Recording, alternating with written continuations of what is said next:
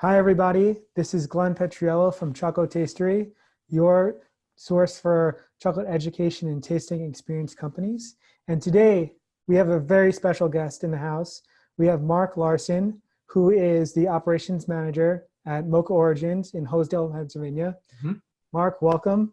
Thank How you are for you? thank you. Yeah, thank you for inviting me, Glenn. It's a pleasure to be here. And today I really want to let everybody know that we're partnering up and we're going to have a really amazing event on February 15th at the Mhm. Moka Origins pop-up in New York City on 486 Amsterdam Avenue. Mhm. It's going to be a 2-hour event where we're going to learn about how to make chocolate, Mhm. right? We're going to get into each step and build you in on a little bit of fun that happens behind the scenes, Mhm. and then we get to taste the chocolate. And Mhm. this will be the first time, and I'm excited about this because these aren't open yet. So I'm waiting for the opportunity with all of Uh, you to come and taste all four. This is the first time it's like the world release. I'm pretty excited about it, yeah, but it's a great time to open and taste these for the first time. They're just really phenomenal bars. They come from some phenomenal farmers and farming partners and co-ops in those countries, and we're just really excited and humbled to be able to highlight these farmers in this series. So it's a very exciting event for us as well.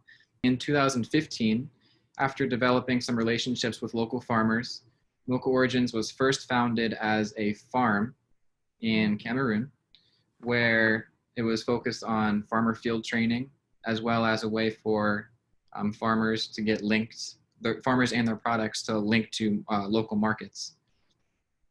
And in 2016, a year after Moka Origins was first established, I went back to Cameroon and got to see our projects, the humanitarian projects again 6 years later, and saw how they developed.